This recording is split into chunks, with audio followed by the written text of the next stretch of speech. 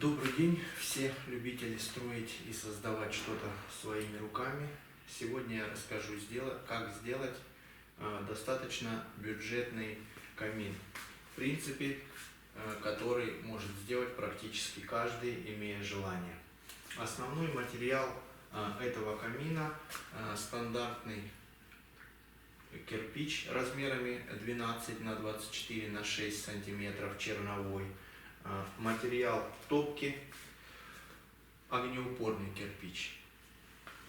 Сложен, основная часть камина, не считая топки, сложена на самом обычном растворе песчано-цементном из расчета 1 к 3, 1 к 4. Песок должен быть, конечно, глинистый. Если у вас нет глинистого песка, в качестве пластификатора можно добавить какую-то часть плиточного клея. Топка сложена на шамотной глине, огнеупорный кирпич, но для камина, в принципе, это не совсем обязательно. Топку тоже можно сложить на обыкновенном растворе для кладки, так как высоких таких температур в камине не бывает, и, в принципе, обычный раствор тоже выдерживает эти температуры. Подробнее о размерах. Ширина камина 67 сантиметров, точнее глубина камина 67 сантиметров, ширина камина 126 сантиметров, высота до крышки, до низа крышки 120 сантиметров. Высота подиума 30 сантиметров. Вылет подиума от основного камина 26 сантиметров. Все размеры я даю уже чистовые, с учетом моей именно облицовки. Толщина моего искусственного камня, который я облицовывал, 2-2,5 сантиметра. То есть, отняв эту разницу, можно получить черновой размер по кирпичу. С обоих сторон от камина сделаны две тумбы. Между этими тумбами и основным камином лежит деревянный щит справа и слева. Щиты из клееного ясеня паркетного типа. Размер щитов 68 на 55 сантиметров. Щит немного задвинут в сам камин. Во время облицовки камина искусственным камнем была оставлена специально борозда 3-сантиметровая, чуть-чуть в плюсе, чтобы в это пространство можно было задвинуть щит, и за счет этого он держался, и приклеить его к тумбе. Расстояние между тумбой и камином 33 сантиметра. Размеры тумбы: ее длина 67 сантиметров, ширина 16 сантиметров.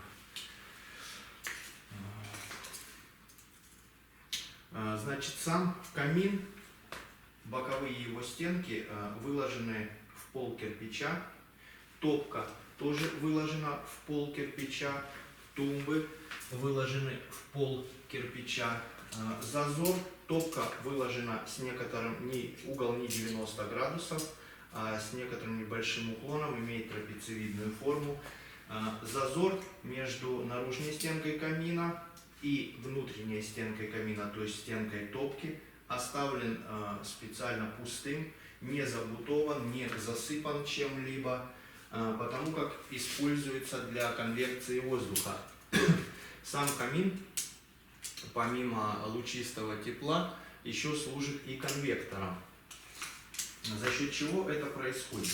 Внизу в подиуме под этим деревянным щитом находятся три, я потом позже покажу это поближе, три прямоугольных отверстия, через которые из комнаты воздух попадает в пространство между наружной и внутренней стенкой камина. Нагреваясь, этот воздух поднимается вверх между стенками и выходит через верхнее отверстие, также прямоугольное, только уже расположено не вертикально, как нижний, а горизонтально и более длинное оно по отношению к нижнему. Размер этого отверстия 25 на 6 сантиметров, уже с учетом, что оно облицовано. В камине есть такая интересная деталь, как зольный ящик. В подиуме камина сделан специальный тоннель для того, чтобы в него задвигать зольный ящик. Вот такой ящик, сваренный из листовой двойки.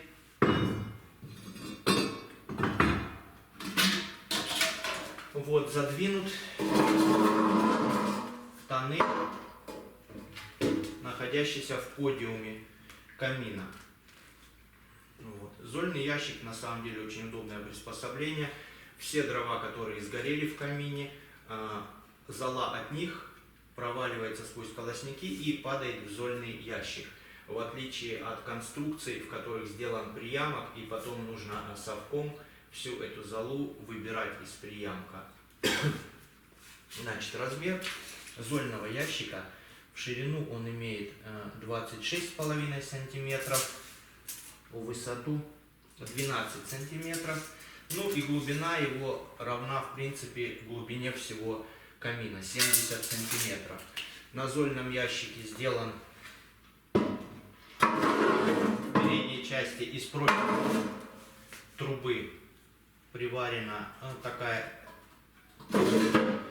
типа ручки сделана, и одновременно она создает и массивность, и улучшает внешний вид этого ящика.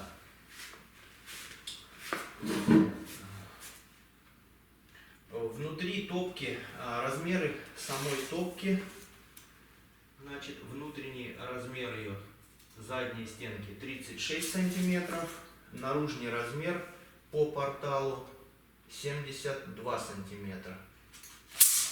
Значит, вот угол топки, задний угол топки составляет примерно 100-115 градусов. То есть топка имеет трапециевидную форму. Сделано это не просто так, а для того, чтобы тепловое излучение, отражаясь от стенок топки, по большей части попадало внутрь комнаты, а не улетучивалось в трубу. То есть оставалось внутри, а не расходовалось просто так тепло. Значит, колосники, использованные в топке, стандартные. Решетка, состоящая из 8 колосников, имеет размер 30 на 20 сантиметров. И еще одна половинка такой же решетки, 10 на 30 сантиметров из 4 колосников. В задней части топки на дне лежит еще дополнительно вот такой металлический лист, сделанный из старого отлива от пластиковых окон. Он служит для того, чтобы при выдвижении ящика, когда образуется зазор между ящиком и задней стенкой, зола не просыпалась между ящиком и задней стенкой подиума, а непосредственно попадала в зольный ящик. То есть как-то вот так. Потом я подробнее это все сниму и покажу. Значит, зольный ящик имеет еще и вторую функцию. Он служит регулятором объема воздуха, поступающего в топку камина. То есть при открытом ящике мы увеличиваем объем воздуха, поступающего в топку, и горение в камине идет более интенсивно, камин быстрее прогревается. После того, как камин прогрелся, можно прикрыть зольный ящик, горение дров станет менее быстрым, менее интенсивным, вот, и температура будет просто поддерживаться, уже та, которая есть. Камин не будет с такой скоростью сжигать, так скажем, дрова, и дров хватает на более долгий срок.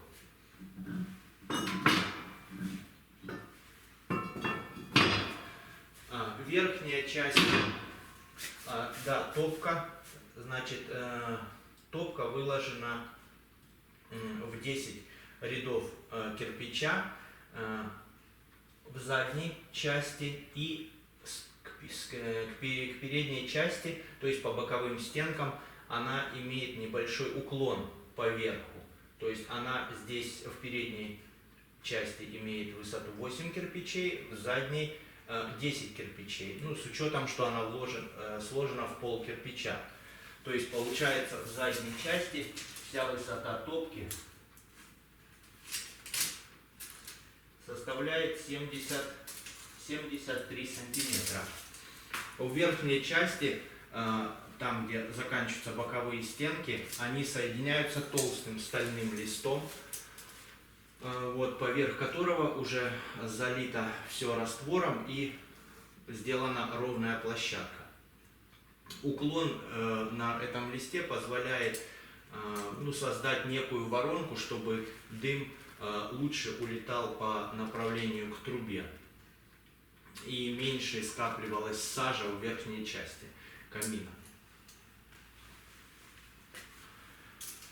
Вот. По дверце, значит, рамка дверцы сделана из боковые и верхняя ее часть сделана из уголка 40 миллиметров. Нижняя часть рамки сделана из квадратной трубы 40 на 40 миллиметров, что тоже очень удобно, потому что она создает некий барьер для тех углей, которые лежат в камине, чтобы они не вылетали на подиум уже с наружной части за дверцей. Сам материал дверца сама сделана тоже из уголка, но 30 на 30 уже миллиметров. К уголку с лицевой части приварена полоса шириной 4 сантиметра. Полоса декоративная, для того, чтобы внешний вид дверцы был получше, то есть на нее вот накатан небольшой рисунок и по углам сделан небольшой рельеф. Вот. Полоса это служит наружным упором для стекла, вставленного в дверцу. Внутренним упором для стекла служит рамка, вставленная в эту дверцу, сваренная из трубы 15 на 15 миллиметров квадратной, с небольшим допуском в минусе, чтобы она свободно входила в дверцу, и прикручена на 3 самореза по верхней части и на 3 самореза по нижней части. Вставлено огнестойкое стекло, это стеклокерамика. Вот, стекло проложено и с той, и с этой стороны дверцы асбестовым шнуром, чтобы железо не контактировало со стеклом, и стекло имело некую степень свободы, потому как дверца при нагревании может немного деформироваться, и стекло в этом случае может треснуть. То есть оно должно быть чуть-чуть свободно, вы должны чувствовать, что стекло чуть-чуть шевелится в дверце. Ручка и одновременно замок, закрывающий дверцу, сделан из такого элемента, купленного в магазине, кованого, напоминающего листик или лепесток. Вот что-то, это не принципиально, каждый может сделать с того, что он найдет в продаже. Вот. Что касается трубы. В трубе на высоте примерно 170 сантиметров стоит такой запирающий механизм поворотного типа. Сделан он, значит, из рамки уголка 40 на 40 миллиметров, к которой приварено 2 кусочка трубы. В эту трубу продет металлический прут диаметром примерно сантиметр. И конец прута выведен наружу трубы, и к нему приварен еще кусочек прута, чтобы он играл роль ручки, за которую можно вращать. А в трубе к этому штырю приварена внутри рамки пластина металлическая толщиной 3 мм, и она играет роль поворотной задвижки. И желательно, если вы будете делать, чтобы плоскость самой задвижки внутри совпадала с плоскостью ручки, чтобы вы могли хорошо, четко видеть, что если ручка находится вдоль трубы, то и задвижка находится вдоль трубы. Если ручка находится поперек трубы, то и задвижка, соответственно, перекрывает трубу и находится поперек.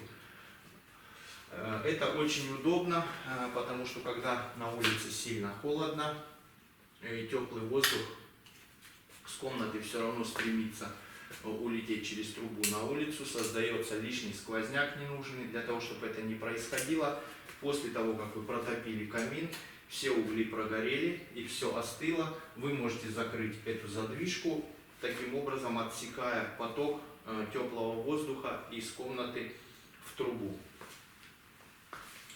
Вот. По облицовке. Камин облицован искусственным камнем на полимерной основе. Вот. Камень изначально был темно-коричневого цвета, такого вот как плитка на подиуме и возле камина.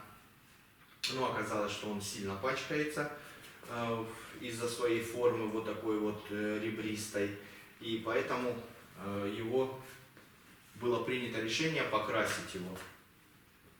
Покрасили его лаком с добавлением медной пыли мелкой фракции и добавлением чуть-чуть золотой пыли некоторого количества более крупной фракции. Если видно будет на видео, золотая пыль немного поблескивает среди медной. Вот.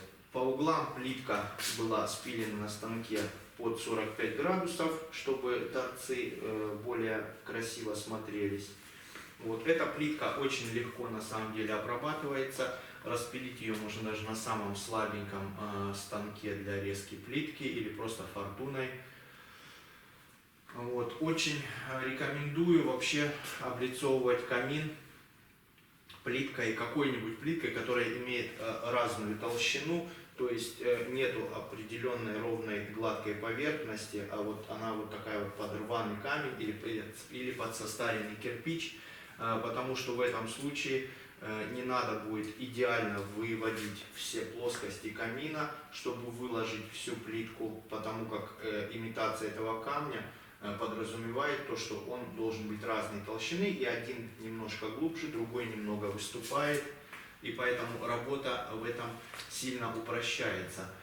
Также при таком рельефе не видно в последующем, если возникают какие-то от перегрева мелкие трещинки, то это все на фоне вот этого рельефа теряется и тоже особо незаметно. Ну, а теперь я сниму камеру со штатива и более подробно, более близко сниму, как это все выглядит вблизи.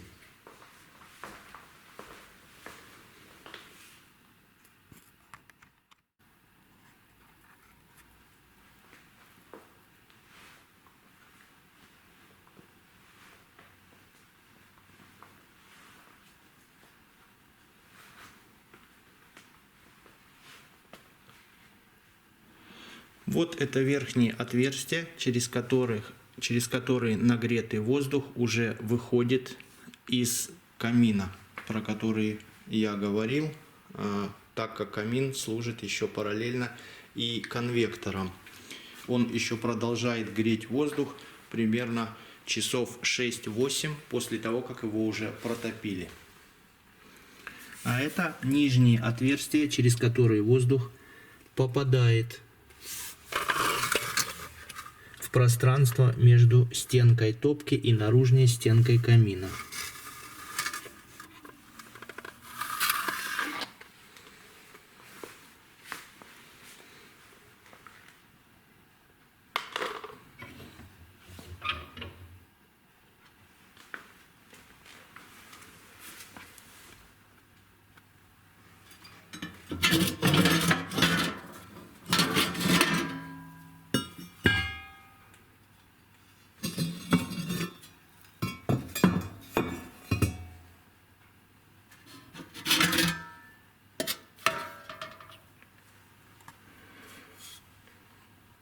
В нижних кирпичах сделаны специальные прорези, вот они, для укладки колосниковых решеток.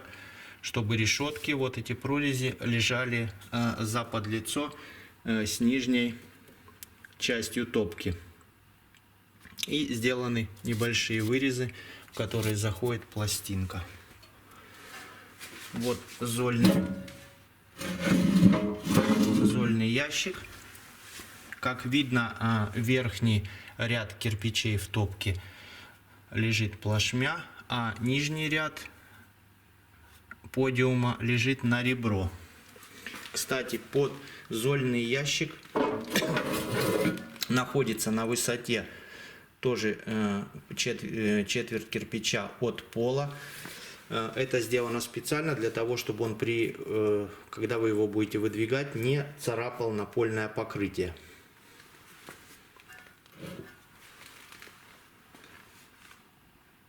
Вот рамка дверцы и сама дверца.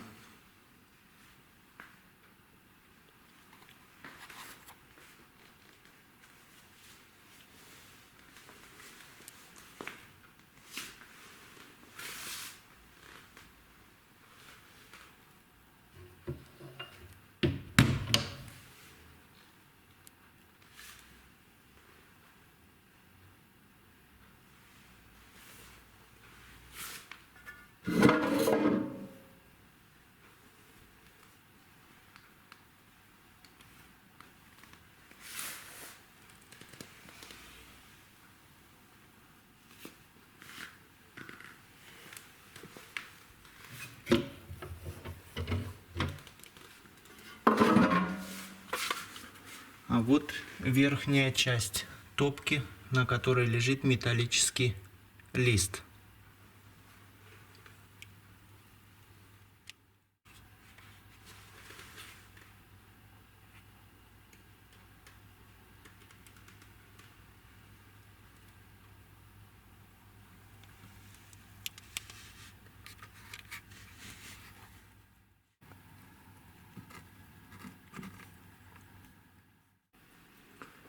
Щит, лежащий сверху, крышка камина.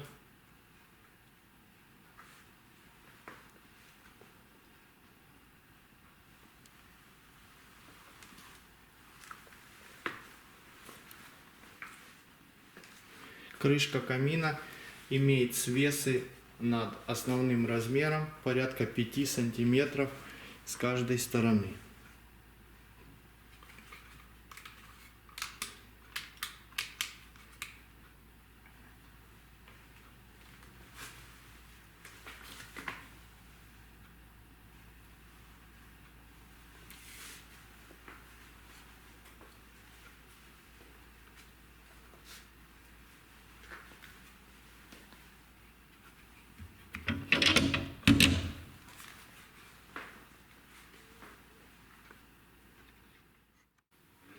Каминная труба проходит через перекрытие между вторым и первым этажом и выходит на второй этаж. Поскольку при строительстве дома чуть-чуть немного не рассчитали, и выход этой трубы получился там, где должно быть окно. Поэтому пришлось сделать на трубе вот такой небольшой переход. Труба переходит в горизонтальную плоскость и потом плавно под углом 45 градусов заворачивает и уходит наверх через крышу на улицу. В этом месте, чтобы избежать излишнего нагрева, потому как здесь занавески, шторы, был положен лист металла. Поверх него на всю площадь положили асбестовый лист в 2 слоя, залили небольшим слоем бетона и облицевали плиткой. После этого вся вот эта площадка перестала сильно нагреваться, и по безопасности вполне нормально, нет такого нагрева, чтобы был риск, чтобы что-то от трубы загорелось. Еще пару советов, если кто-то все-таки решится делать камин своими руками, с чего лучше всего начать. Чтобы оценить размеры камина в вашем помещении, не промахнуться, сделать его не слишком большим или не слишком маленьким, я советую начать с того, что на полу, на площадке, где вы будете делать, для начала разложить кирпичи и оценить размер этого камина, какой он будет.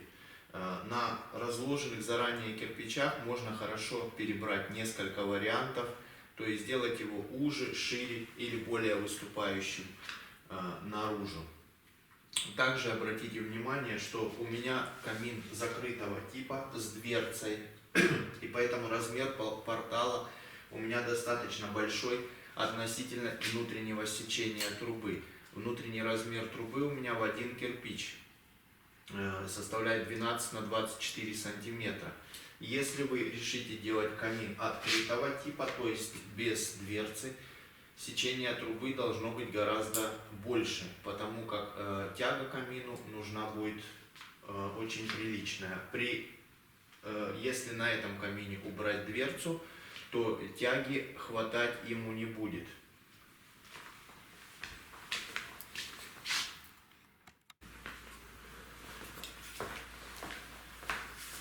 Ну и сейчас я покажу, как в итоге это все работает.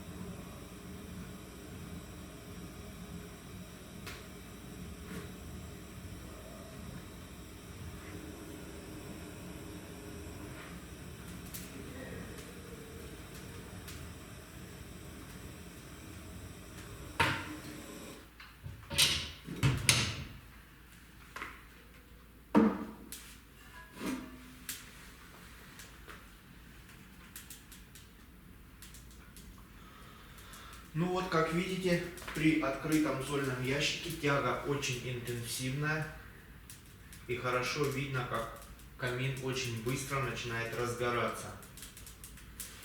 Если ящик прикрыт, то тяга сразу становится меньше. Это хорошо видно по пламени.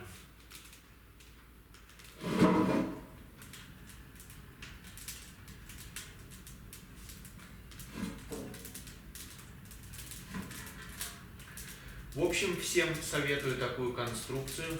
Проверено временем.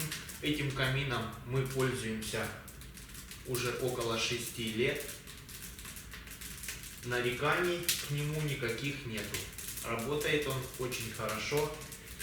Если у кого-то будут какие-то вопросы, я могу еще доснять видео с какими-то более подробными рекомендациями.